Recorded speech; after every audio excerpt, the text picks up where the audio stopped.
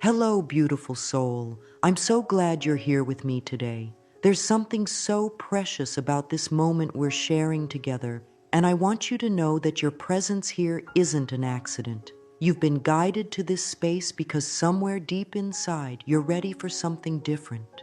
You're ready to step into a new relationship with yourself, one that's filled with kindness, understanding, and genuine love.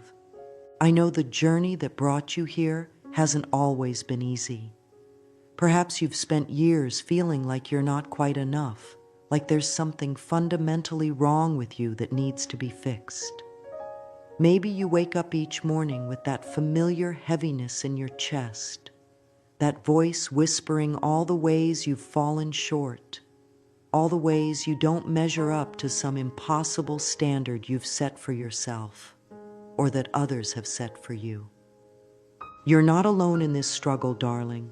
In all my years of working with people from every walk of life, I've discovered that this battle with self-acceptance is perhaps the most universal human experience. We live in a world that profits from our insecurities, that teaches us to look outside ourselves for validation, for worth, for love. We've been conditioned to believe that love must be earned, that acceptance is something we achieve only after we've perfected ourselves. But what if I told you that this very moment, right now, you have everything you need to begin the most important love affair of your life? What if the key to everything you've been searching for lies not in becoming someone different, but in embracing who you already are? Today, we're going to explore together how the simple yet profound act of accepting yourself can transform not just how you feel about yourself, but how you experience every single aspect of your life. This isn't about positive thinking or pretending everything is perfect when it's not. This is about something much deeper and more revolutionary. This is about coming home to yourself after years of wandering in the wilderness of self-rejection. When you truly accept yourself, when you finally lay down the weapons you've been using against your own heart, everything shifts. Your relationships become more authentic. Your health improves. Your creativity flows more freely. Your ability to receive love expands exponentially. I want you to take a gentle breath with me right now. Feel your body settling into this moment. Notice that you're safe here. There's nothing you need to do, nothing you need to prove, nothing you need to fix about yourself in this moment. You're perfect exactly as you are right now, with all your perceived flaws and imperfections. This is where our journey of transformation begins, not with changing yourself, but with accepting yourself. The path we're walking together today will take us through some tender territory. We'll look at how we learn to reject parts of ourselves, how that rejection shows up in our bodies and our lives, and most importantly, how we can begin to heal these old wounds with the medicine of self-compassion. But I promise you this, every step we take will be guided by love, by gentleness, by the understanding that you are inherently worthy of acceptance and care. Your willingness to be here, to explore these tender places within yourself, is already an act of courage. Change begins the moment we're willing to look at our lives with honest, loving eyes. And that moment is now. For so many of us, the relationship we have with ourselves mirrors a house of mirrors at a carnival. Everywhere we look, we see distorted reflections that tell us we're too much or not enough, too loud or too quiet, too sensitive or too cold. These mirrors weren't installed by us. They were placed there long ago when we were small and impressionable, when we didn't yet understand that the adults around us were reflecting their own wounds, their own fears, their own unhealed pain. When we were children, our survival depended on belonging, on being accepted by those who cared for us. So when we experienced disapproval, criticism, or rejection, our young minds made a logical but heartbreaking conclusion: there must be something wrong with us. We learned to scan ourselves constantly for flaws, to anticipate criticism before it came, to reject parts of ourselves before others could reject them. We thought this would keep us safe, but instead it created an internal war that many of us have been fighting for decades. Think about how exhausting it is to live with a critic that never sleeps, never takes a day off, never offers encouragement or compassion. This inner voice learned its vocabulary from the voices around us when we were young. It speaks in the tone of disappointed parents, harsh teachers, critical siblings, or cruel classmates. It uses words like should, never, and always. It keeps detailed records of our failures and conveniently forgets our successes. This internal rejection becomes so familiar that we mistake it for truth. We believe that being hard on ourselves will motivate us to do better, be better, achieve more. But here's what I've learned after decades of watching people heal. Self-criticism is like trying to grow a garden by yelling at the seeds. It doesn't work. In fact, it does the opposite. It creates stress in our bodies, clouds our thinking, and blocks our natural creativity and intuition. When we reject ourselves, we're essentially saying no to life itself. We're pushing away the very energy that wants to flow through us and express itself as our unique gifts and talents. We become strangers to ourselves, living by rules and expectations that may not even be our own. We make decisions based on what others might think rather than what feels true and right for us. The tragedy is that while we're busy rejecting ourselves, we're also rejecting love when it comes to us. When someone offers us a compliment, we deflect it. When opportunities arise, we don't feel worthy of them. When love shows up, we find ways to sabotage it because deep down, we don't believe we deserve it. We've become experts at arguing for our limitations, at proving why we're not worthy of the very things we long for most. This self-rejection doesn't just live in our minds, it takes up residence in our bodies too. Our shoulders carry the weight of shame. Our stomachs hold the knots of anxiety about not being good enough.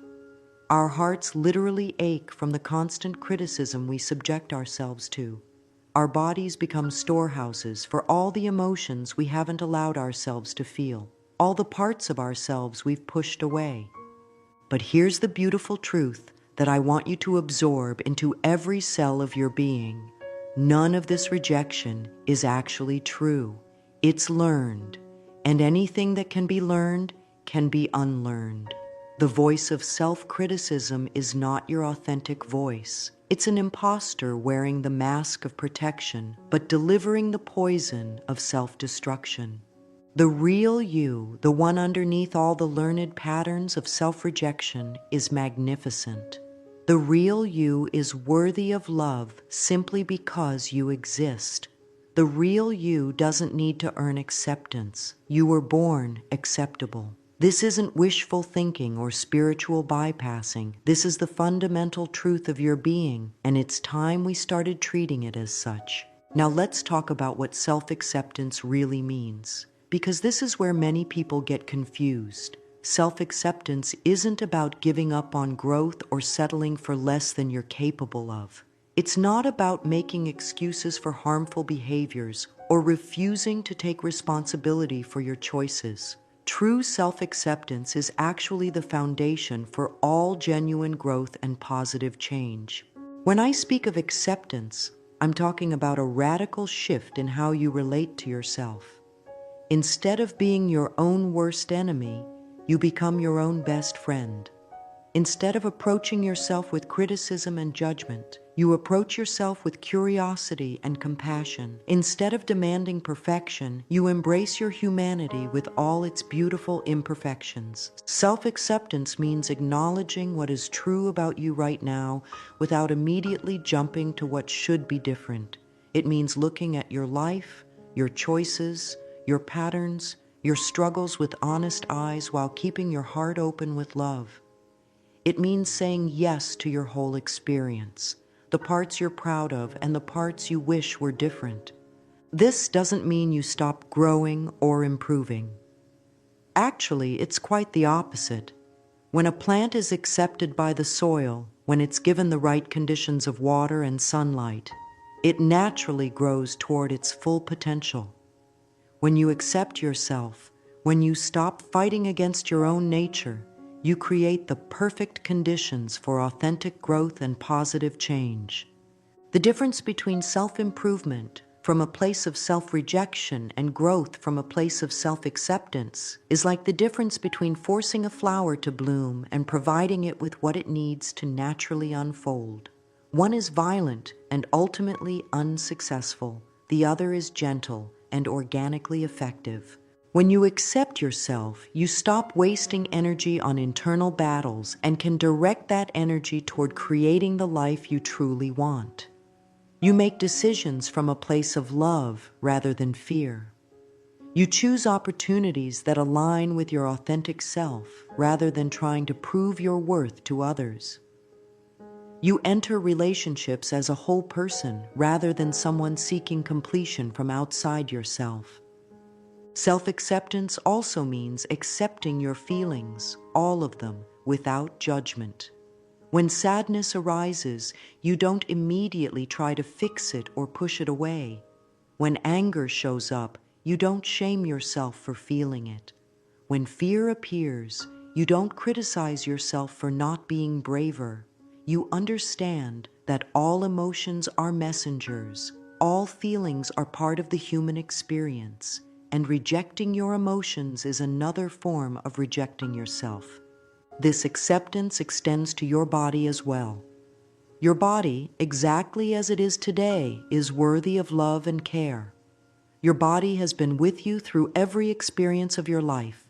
It has carried you through joy and sorrow, celebration and grief. It deserves your gratitude, not your criticism. When you accept your body, when you treat it with kindness and respect, it responds by supporting your health and vitality in remarkable ways.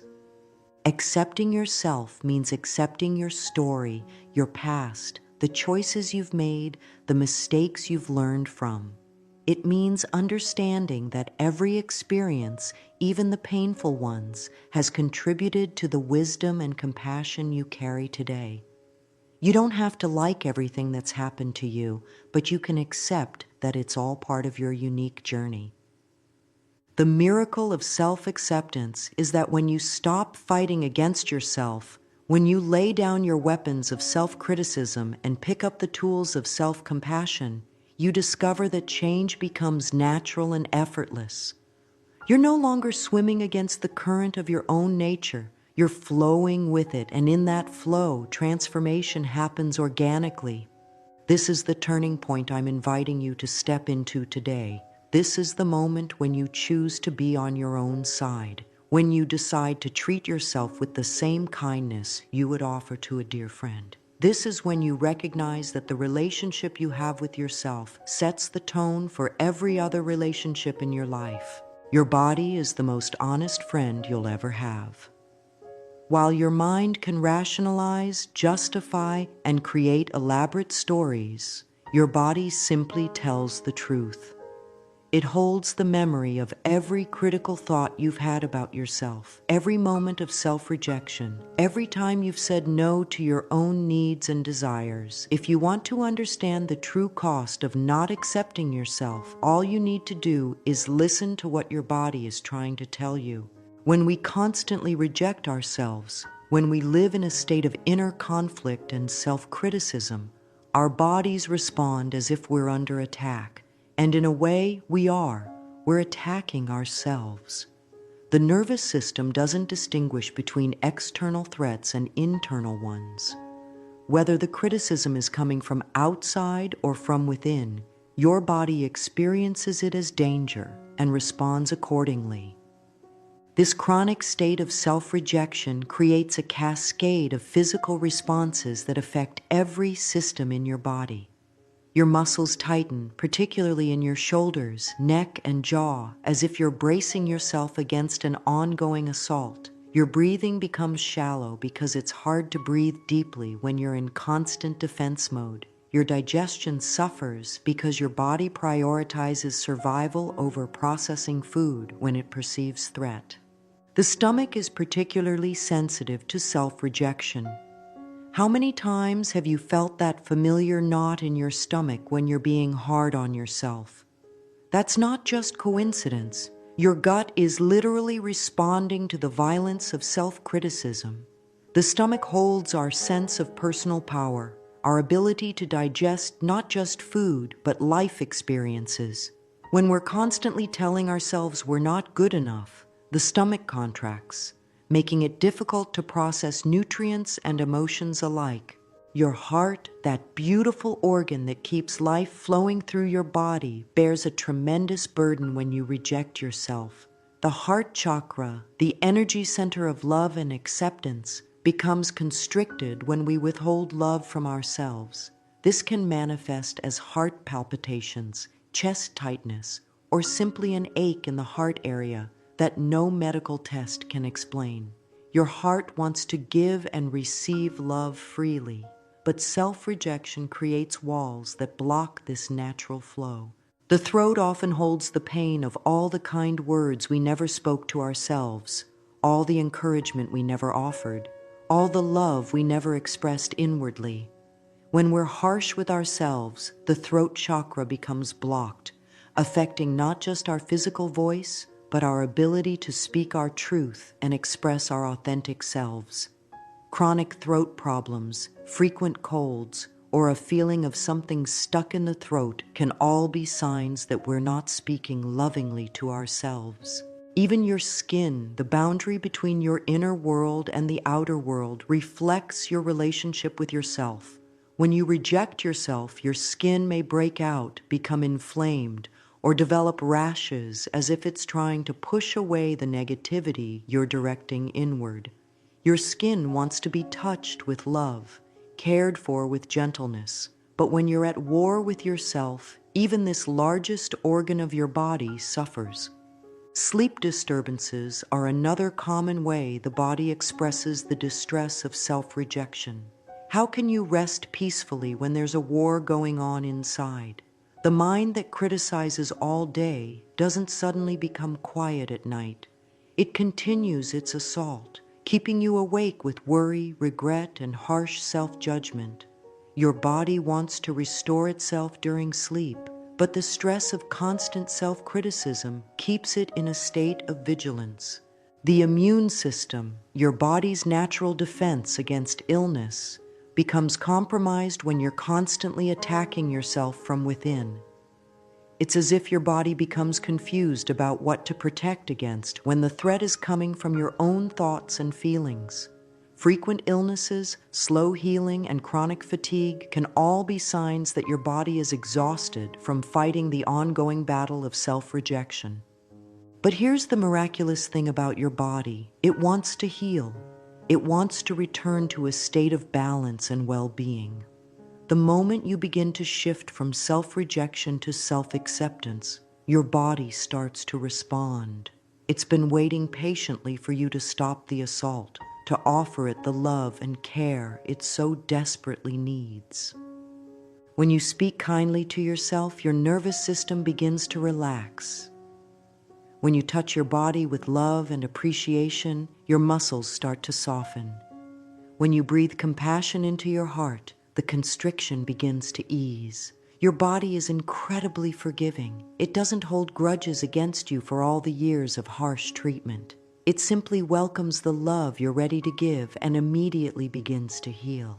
The intelligence of your body knows how to restore itself when you create the right internal environment. That environment is created not through force or discipline, but through acceptance, kindness, and love.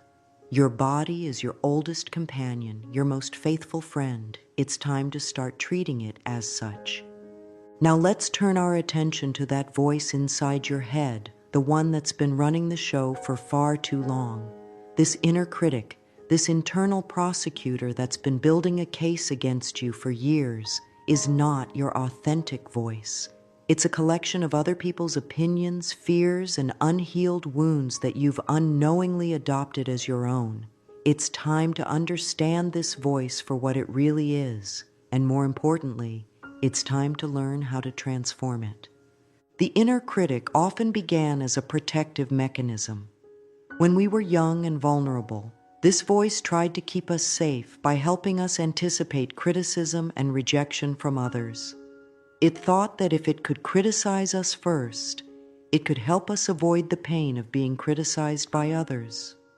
It meant well, but like an overprotective parent who never allows a child to take healthy risks, this voice has long outlived its usefulness and now causes more harm than good. This critic speaks in absolutes, always and never, everyone and no one. It deals in catastrophe and shame. It takes one mistake and turns it into evidence that you're fundamentally flawed. It compares you to others constantly, always finding ways to prove that you fall short. It remembers every failure and conveniently forgets every success. It's like having a prosecutor living in your head who's determined to prove you guilty of the crime of being human. But here's what this voice doesn't understand. You don't need protection from yourself. You don't need someone constantly pointing out your flaws and mistakes. What you need is encouragement, support, understanding, and love. You need an internal ally, not an internal enemy. And the beautiful truth is that you can transform this critic into exactly that. The first step in releasing the power of the inner critic is simply recognizing it for what it is, a voice, not the truth. When that familiar criticism starts up, you can begin to notice it without immediately believing it. You can observe it with curiosity rather than accepting it as fact. You might even give this voice a name, something that helps you remember it's separate from your true self.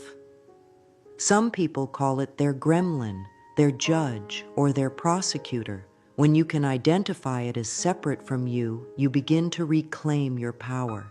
The next step is to question this voice. Ask it, is this thought helpful? Is it kind?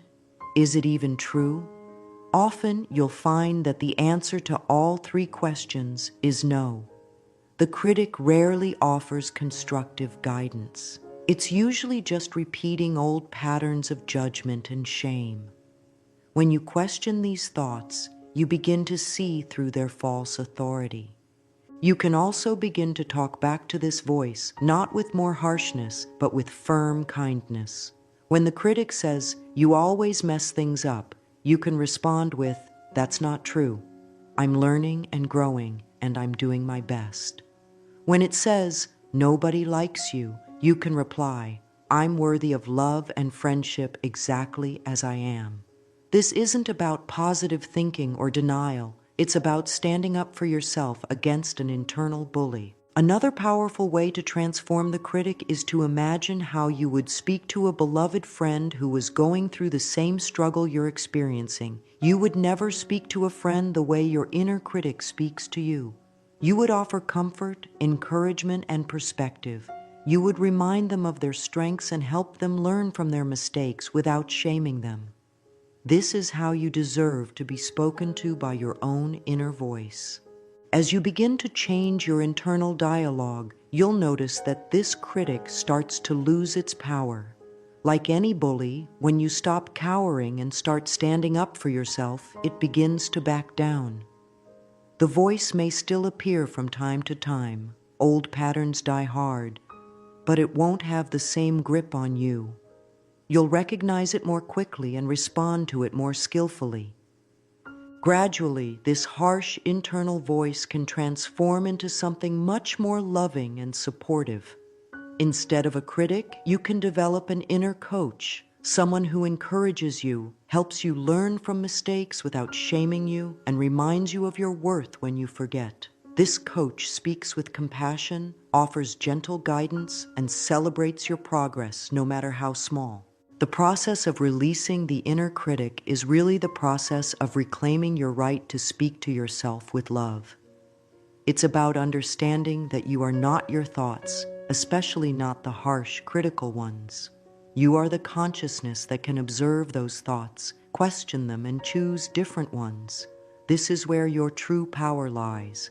This transformation doesn't happen overnight, but every moment you choose compassion over criticism, Every time you speak to yourself with kindness instead of harshness, you're rewiring your brain for self-love. You're creating new neural pathways that support your well-being instead of undermining it. This is not just psychological work. It's actual physical change happening in your brain. The practice of radical self-compassion is perhaps the most revolutionary act you can undertake in a world that profits from your self-doubt. It's radical because it goes against everything you've been taught about motivation and improvement. It's radical because it chooses love in a world that often chooses judgment. And it's radical because it recognizes your inherent worth without requiring you to earn it. Self-compassion has three main components, and understanding these can help you develop this life-changing practice. The first is self-kindness, treating yourself with the same gentleness you would offer to someone you care about. This means speaking to yourself in a warm, understanding tone, especially when you're struggling or have made a mistake. It means comforting yourself when you're in pain, rather than adding insult to injury with self-criticism. The second component is common humanity, recognizing that struggle, imperfection, and pain are part of the human experience. You're not the only one who makes mistakes, feels inadequate sometimes, or faces challenges. When you remember that suffering is universal, you don't feel so alone in your struggles. You understand that having difficulties doesn't make you defective, it makes you human. The third component is mindful awareness, observing your thoughts and feelings without getting swept away by them. This means noticing when you're being hard on yourself without immediately trying to fix or change anything. It's about creating a little space between you and your emotional reactions so you can respond more thoughtfully rather than reactively. Let's begin with some simple practices you can start using immediately. One of the most powerful practices is what I call loving kindness toward yourself. Several times throughout your day, place your hand on your heart and say something genuinely kind to yourself. It might be as simple as, "I love you," or "You're doing your best," or "I'm here for you." The physical gesture of placing your hand on your heart activates your body's soothing system and helps you connect with feelings of warmth and care. Mirror work is another transformative practice, though it can feel challenging at first. Each morning, look into your own eyes in the mirror and speak to yourself with love and encouragement. Start simple, perhaps just saying, "Good morning, beautiful," or "I love you just as you are."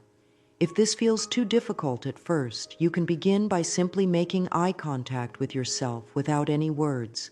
The eyes are windows to the soul, and when you look into your own eyes with love, you're connecting with your true essence. Keep a self-compassion journal where you write to yourself as you would write to a dear friend who was going through your exact situation. When you're facing a challenge, write yourself a letter filled with understanding, encouragement, and love.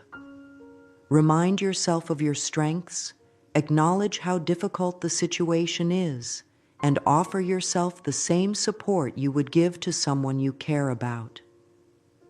Throughout your day, practice the gentle pause. When you notice self-critical thoughts arising, simply pause and take a breath. You don't have to fight the thoughts or try to change them immediately.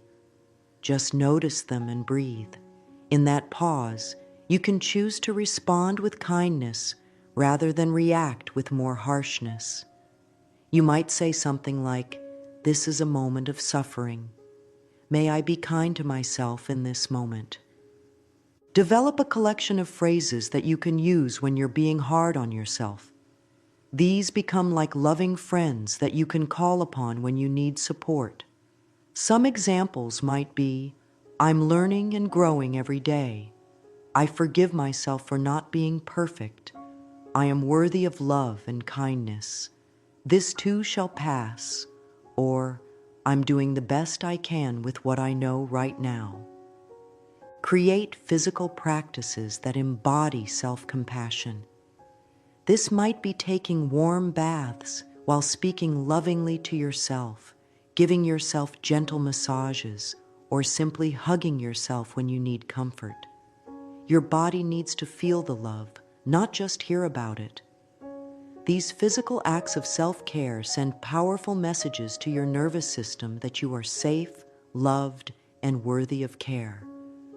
Practice gratitude for your body, your mind, and your spirit. Each part of you is working hard to support your life and growth. Thank your feet for carrying you through your days. Appreciate your hands for all they create and accomplish. Acknowledge your heart for continuing to beat and love despite any pain it has endured. This gratitude creates a foundation of appreciation that makes self-compassion feel more natural. When you make mistakes, and you will because you're human, practice responding to yourself the way a loving parent would respond to a child who has fallen down. You wouldn't berate the child or tell them they're worthless. You would comfort them, help them up, and encourage them to try again. You deserve this same tender care from yourself. The practice of radical self-compassion is ongoing. It's not a destination you reach, but a way of being you cultivate.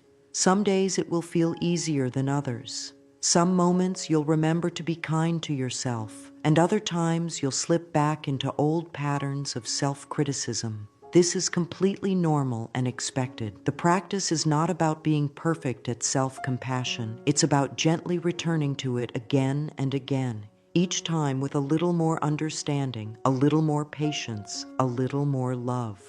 One of the most challenging yet liberating aspects of true self-acceptance is learning to embrace all parts of yourself.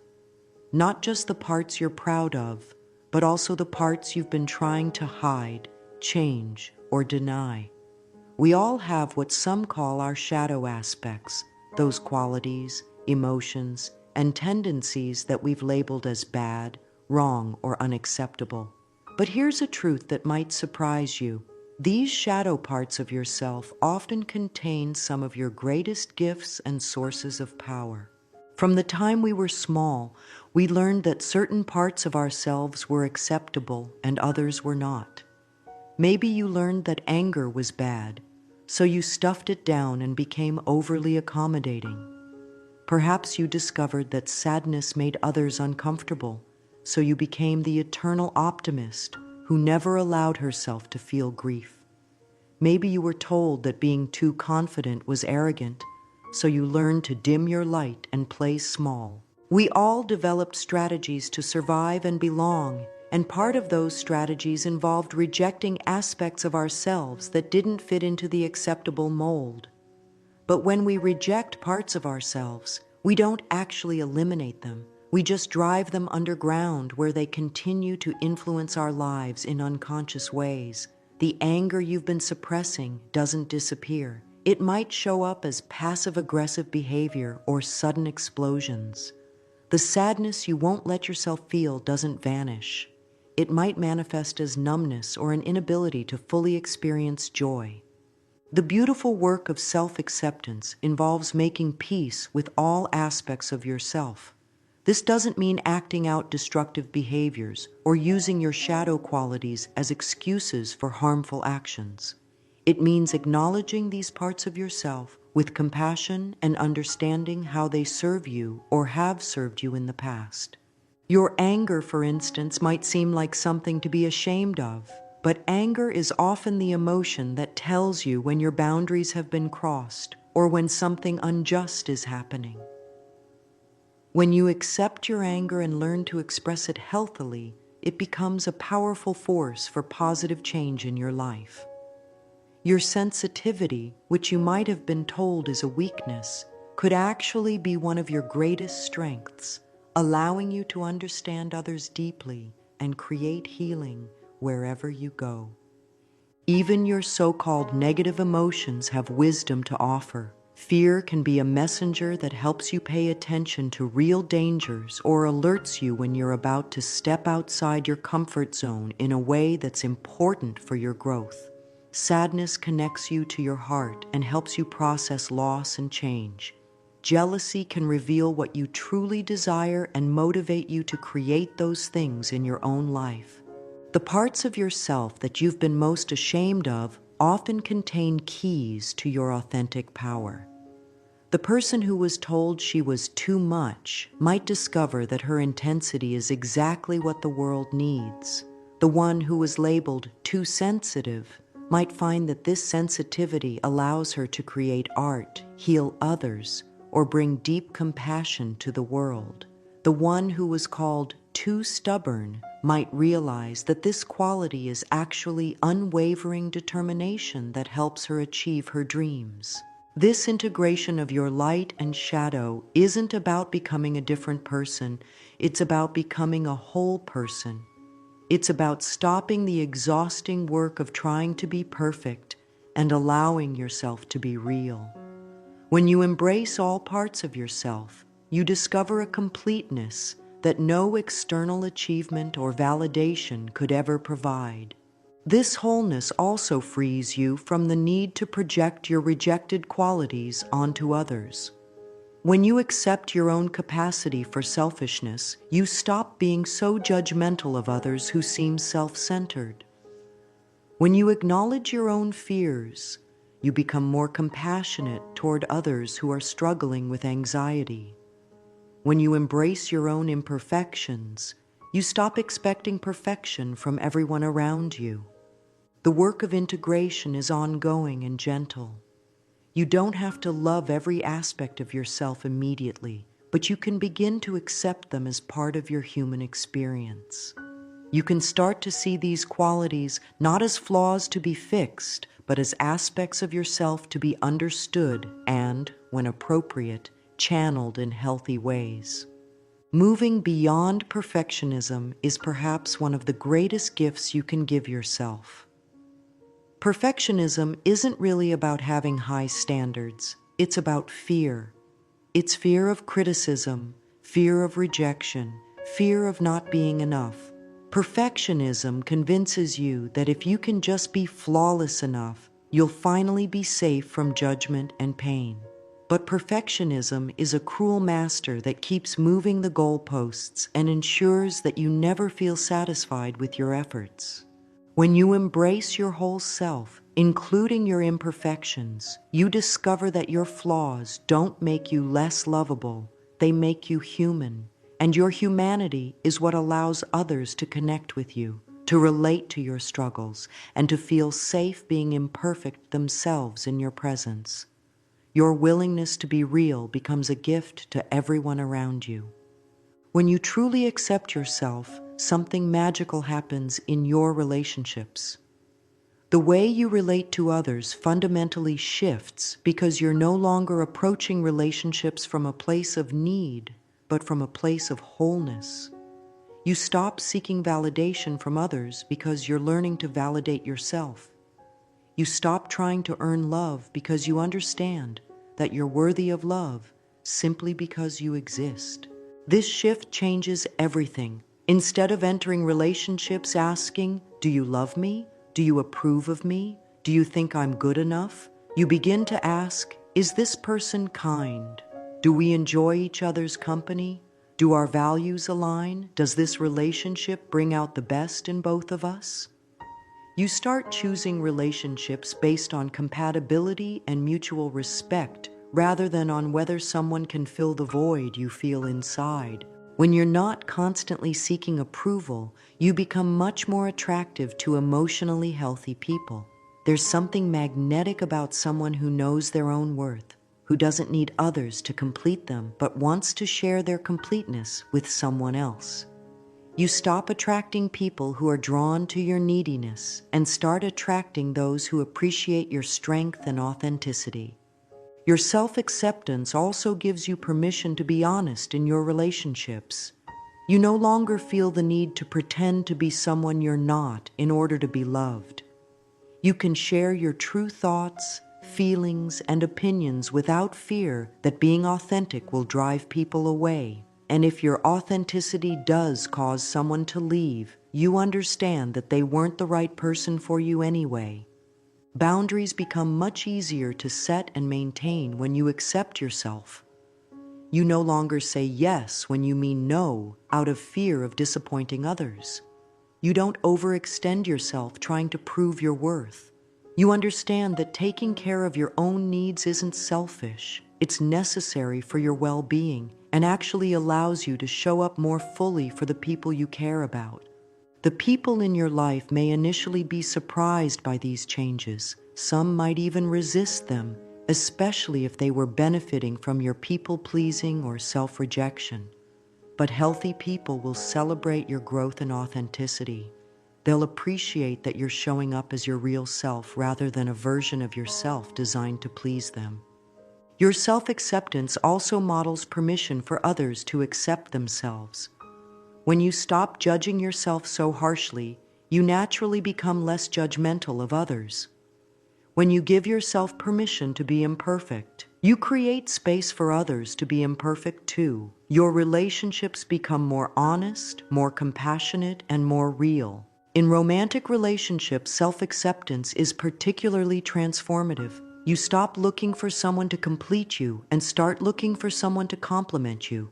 You stop trying to change your partner to meet your needs and start appreciating them for who they are. You stop taking their moods and behaviors personally because you understand that their reactions often have more to do with their own inner world than with anything you've done or not done. Even difficult relationships can improve when you approach them from a place of self-acceptance. You're less reactive because you're not constantly defending against criticism or trying to prove your worth. You can hear feedback without immediately becoming defensive because you don't interpret every comment as an attack on your fundamental worth as a person. Your relationship with your family often undergoes the most dramatic changes. Old patterns of seeking approval or trying to prove yourself begin to fade. You can love your family members without needing them to validate your choices or understand your path. You can maintain your own boundaries while still showing up with love and compassion. The transformation in your relationships ripples out to affect your professional life as well. You're more likely to speak up when you have ideas or concerns. You're less likely to take on projects or responsibilities that don't align with your values or drain your energy. You're more confident in negotiations because you know your worth isn't dependent on any particular outcome. Most importantly, your relationship with yourself becomes the template for all other relationships. When you treat yourself with kindness, respect, and love, you naturally expect and attract the same treatment from others. You become both a better friend to others and more discerning about who you allow into your inner circle. Living from your authentic self is the natural result of self-acceptance. When you stop fighting against your nature and start embracing who you really are, life becomes a flow rather than a struggle. You make decisions not based on what others expect or what you think you should do, but based on what feels true and right for your unique path. Authenticity isn't about being perfect or having everything figured out. It's about being honest about where you are in your journey and making choices that align with your values and your heart. It's about honoring your intuition, trusting your inner wisdom, and allowing your true self to guide your life rather than letting fear or external expectations make your decisions for you. When you live authentically, you discover that you have access to a deep well of inner knowing. Your intuition becomes clearer because it's not being drowned out by the noise of self-criticism and doubt. You can feel the difference between choices that are aligned with your truth and those that come from fear or the desire to please others.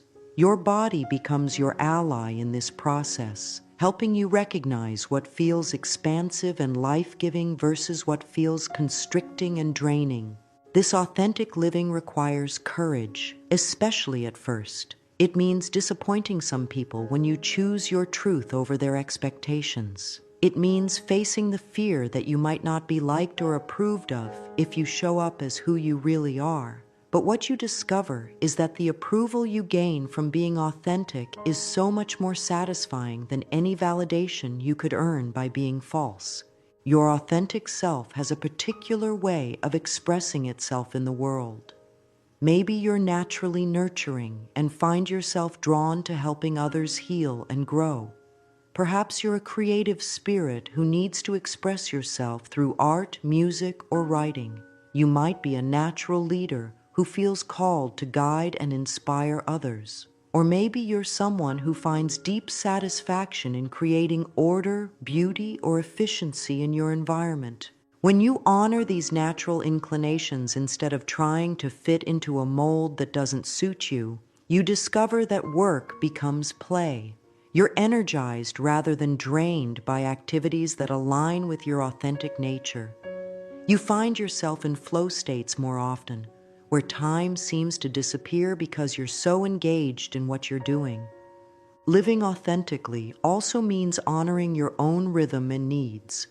Maybe you're someone who needs quiet time to recharge, or perhaps you thrive on social interaction and collaboration.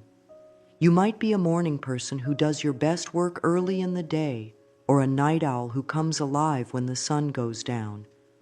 When you accept and honor these natural patterns instead of trying to force yourself into someone else's schedule or style, you become much more effective and much happier. Your authentic self also has its own way of learning and growing. Some people are hands-on learners who need to experience things directly. Others prefer to study and understand concepts mentally before putting them into practice. Some grow through challenge and pushing their limits, while others develop best in supportive, gentle environments. When you understand and honor your own learning style, personal growth becomes much more natural and enjoyable. The courage to live authentically creates a ripple effect that touches every area of your life. When you're being true to yourself, you inspire others to do the same.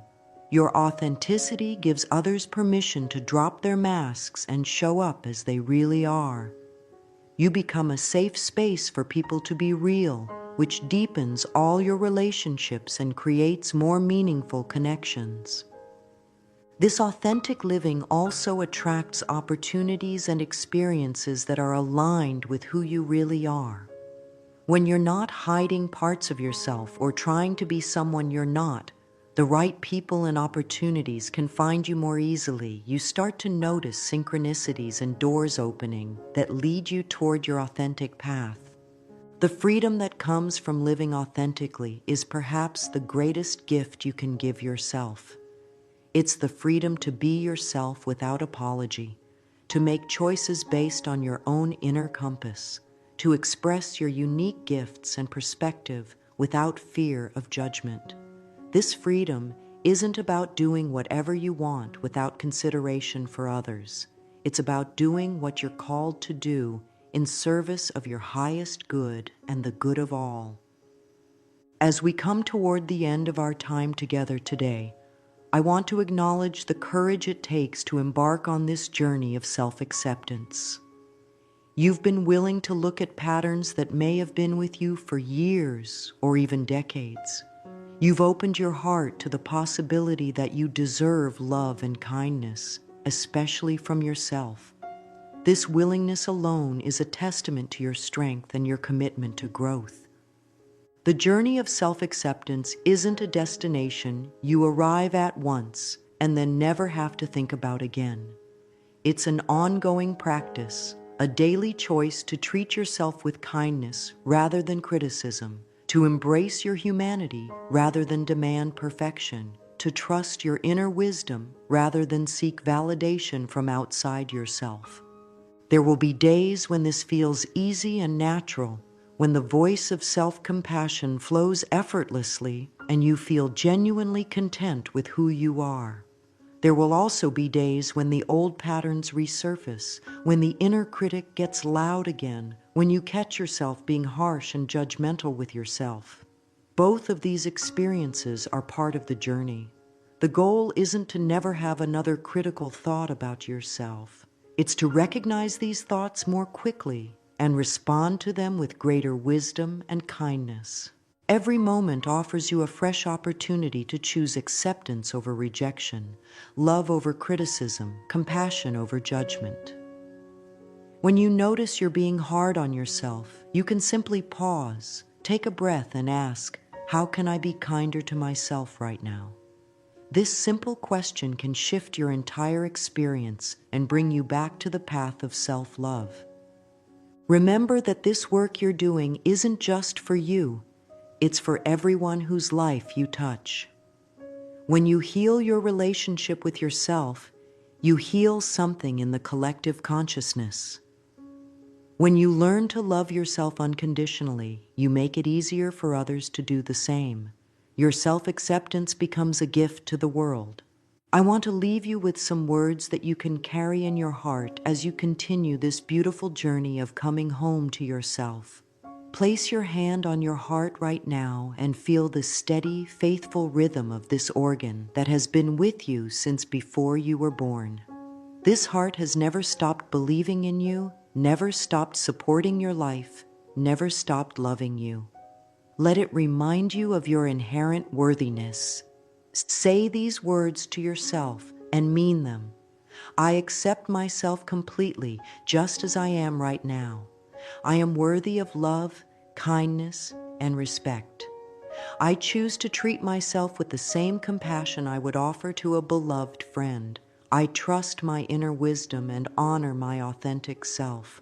I am enough. I have always been enough, and I will always be enough. I am grateful for this life, for this body, for this opportunity to love and be loved. Today and every day, I choose self-acceptance as my path to freedom and joy.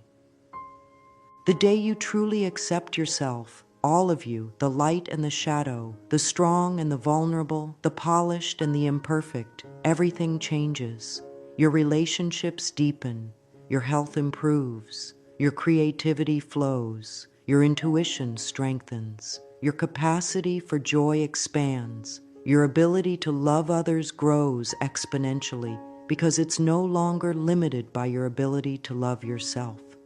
You are not a project to be fixed or a problem to be solved. You are a miracle to be celebrated, a soul to be honored, a heart to be cherished. The love you've been seeking your whole life has been inside you all along, waiting patiently for you to turn toward it, to welcome it, to finally come home to yourself. This is your invitation, your doorway, your moment of transformation. Step through it with confidence, knowing that you are surrounded by love, supported by the universe, and worthy of every good thing life has to offer. The day you accepted yourself, everything changed, and that day can be today. Go forward with love, precious one. You are magnificent exactly as you are.